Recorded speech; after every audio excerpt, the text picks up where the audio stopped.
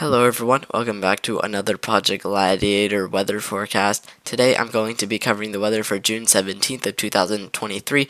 Currently there is an enhanced risk set up for northern Oklahoma into southern Kansas, into parts of southeastern Colorado, and a little bit of an extension into central and north central Texas, as well as a pretty big slight risk around that going all the way through the center of the Florida Peninsula, through the southern reaches of the Dixie Valley, through the majority of Arkansas into Louisiana, and the majority of Texas, as well as into the majority of southern Kansas and parts of southeastern Colorado, as well as another isolated slight risk for western Iowa into parts of northern Missouri. As for our threats, we do have a 5% tornado threat for that enhanced risk area in the northern reaches of it for northern Oklahoma and southern Kansas, as well as a small 2% extension down into north central Texas, as well as another 5% for the parts of the Florida Panhandle into southern Alabama, with a 2% around that going across western Florida. As for our wind threat, we do have a 30% for that enhanced risk area, with a significant threat around that, with a 15% for that slight risk area, both slight risks, as well as a 5% for that marginal threat around all that. And as for our hail threat, we do have a significant for both locations down here in the southern Alabama area, in the western Florida Panhandle, and a 30% on that enhanced risk area, with a significant around that, as well as a 15% for the slight risk areas and a 5% for the marginal threat areas. Taking a look at our pivotal weather models and what's going to be the main triggering factors for today's severe weather development in both locations, let's start off with the slight risk that's in western Iowa. Currently, there is a little bit of an MCS moving through south or western Kansas, moving northeast towards that slight risk area. This is expected to be prolonged a little bit by intense surface heating from the summer months, as well as some intense moisture with, I think, dew points in the 70s. I probably won't cover this too much, but that's definitely there for a good reference. We do have a strong subtropical jet, and that's not really all that strong compared to the moderate threats that we've been seeing recently. This subtropical jet is expected to trigger severe weather development in both regions in the southern Alabama and Florida area, as well as the Oklahoma and Texas areas. Taking a look at our 700 millibars and our embedded shortwave troughs with both locations, we do have two embedded shortwave troughs for both locations. One that is further down south, that is going to trigger not only some strong low-level shear, as well as overall help aid in severe weather development in the southern Alabama and Florida areas, but we also have another embedded shortwave trough back towards the Texas Panhandle and Oklahoma regions, which is again going to help aid in severe weather development, as well as allow for the possibility of some strong low-level shear as well. Taking a look at our dew points, you can see that we already have some fairly strong dew points in both locations, in the Texas area as well as in the Oklahoma area. In Oklahoma, we have some dew points that are in the low 70s and upper 60s for much of the region, as well as you can see a dry line that is expected to develop through the Texas Panhandle through central Texas as well, which is going to help aid in severe weather development through the Texas area. But further down south, we also have some fairly stronger dew points, which is going to aid with stronger instability the further south you go, with dew points in the mid to upper 70s, and possibly the aids in some regions further down south that probably won't be in the area that will affect severe weather development. But it is good to note, because we could definitely see some very strong instability with dew points like this. After storms develop, you can see outflow boundaries in Texas and outflow boundaries in western Oklahoma do push extremely strong instability and moisture into much of Oklahoma, and as storms continue to move through this region, extremely strong instability and moisture should really help, depending on our lapse rates, really help allow for storms to really explode as they move through extremely strong instability. Again, depending on our lapse rates, we could possibly get some concentrated instability up to the 6,000s in some region. That is absolutely insane. And again, if any storms do move through this region, they are going to really explode, as well as allow for the possibility for some really large hail, very strong damaging outflow gusts, as well as our tornadic possibility with whatever wind shear we have. Taking a look at our lapse rates, you can see in North Texas and Oklahoma as a whole, you can see that we have some extremely strong lapse rates that do reach the mid to upper 8s and possibly the low 9s in some isolated regions. This is really going to allow for some really strong instability with the extremely strong dew points that we have. Ahead of outflow boundaries, you can see that strong lapse rates do really persist. So with that strong concentrated moisture, these strong lapse rates will definitely allow for a possibility of extremely strong instability in the concentrated area of Oklahoma.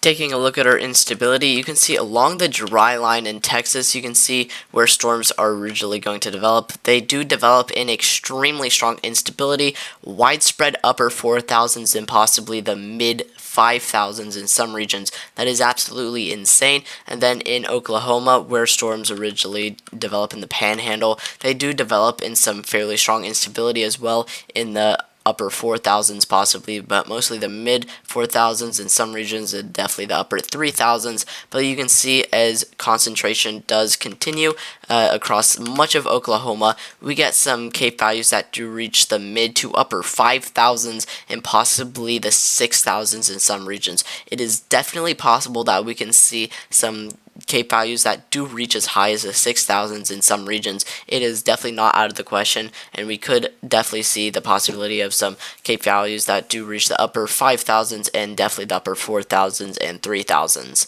With insane instability like this and strong wind shear that we are most likely going to have, tornadic development is going to be very possible, as well as the possibility of some very strong damaging outflow gusts, as well as the possibility of some very, very large hail. However, some updrafts from this extremely strong instability may not be able to keep hail suspended in that optimal layer for hail development and may push it past that, potentially decreasing our hail threat a little bit, but still allowing for the possibility of some very large hail. Taking a look at our wind shear, let's focus at north central Texas, where we are right about storm development time. We do have some fairly strong wind shear right around north central Texas in that 2% range. This is going to definitely stay in that 2% range with wind shear like this. It is fairly weak, but definitely sufficient enough for some tornadic development with the CAPE that we have. But then let's take a look at the wind shear back towards Oklahoma with that QLCS that is expected to move through.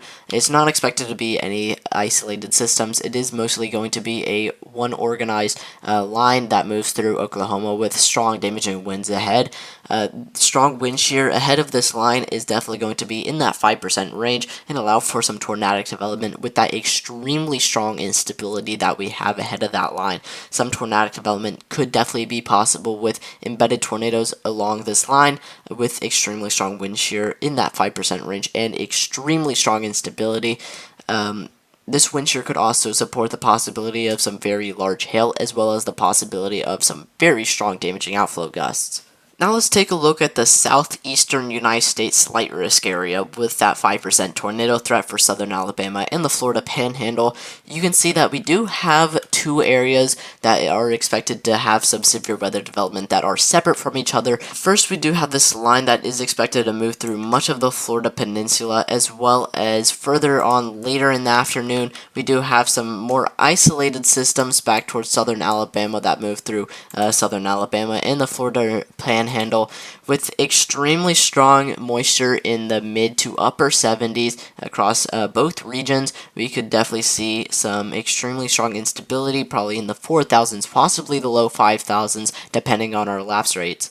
Taking a look at our lapse rates for both locations, let's start off with that QLCS that's expected to move through the Florida Peninsula. You can see that we have some moderately strong lapse rates ahead of that line, which should support the possibility of some 3,000 to possibly 4,000 CAPE with those extremely strong dew points that we had. And then let's take a look at the more isolated systems with that 5% tornado threat back towards southern Alabama and the Florida Panhandle. Back towards that area, we do have some similar lapse rates compared to the QLCS that is expected to move through the Florida Peninsula, mostly in the moderates again. With extremely strong dew points back in that area, we could definitely see the possibility of some 4,000s and 3,000s in the CAPE values. Taking a look at our instability, let's start off with the QLCS that is expected to move through the Florida Peninsula. You can see that we do have some 3000s and mostly the 4000s and possibly the upper 4000s and low 5000s in some regions. With wind shear, that could be possible. We could definitely see some small to medium-sized hail, depending on our wind shear with this QLCS, as well as the possibility of some strong damaging outflow gusts with this QLCS, with this extremely strong instability. And then focusing on the isolated storms back towards southern Alabama and the western Florida Panhandle, extremely strong instability is expected for that region again, with the possibility of some upper 4000s, possibly the low 5000s in some regions, but it doesn't look all that possible because it's such a small isolated region, but it could definitely be possible with those isolated systems.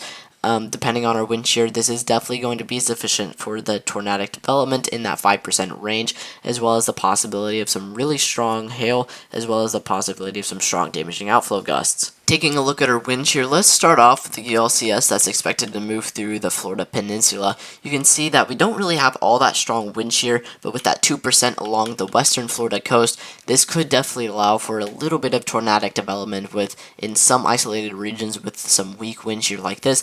It doesn't look all that possible, but definitely possible with some very weak wind shear and that strong instability. But then back towards southern Alabama, we do have some fairly strong wind shear that does compare mostly to the Oklahoma and Texas region. This is, again, mostly going to stay in the 5% range, not really going to get any higher. This does have some similar wind shear to the Oklahoma area, so again, mostly going to stay in the 5% range, but with wind shear like this, we could definitely see the possibility of some large hail, damaging winds, as well as the possibility of some tornadoes with a wind shear like this, and that very strong instability. Now that I've told you the weather, please go down to the description and check out the socials for Project Gladiator and join the Discord for any updates on Project Gladiator, and hopefully I will be able to see you guys tomorrow with a weekly overlook. I do have a little bit of an announcement though. I probably won't have a forecast for the rest of the week after tomorrow's weekly overlook because I will be going on vacation. By mid next week and late next week I should be able to post forecast again, but there likely won't be a weekly overlook for the week after next week. But again, hopefully I will be able to see you guys tomorrow with a weekly overlook.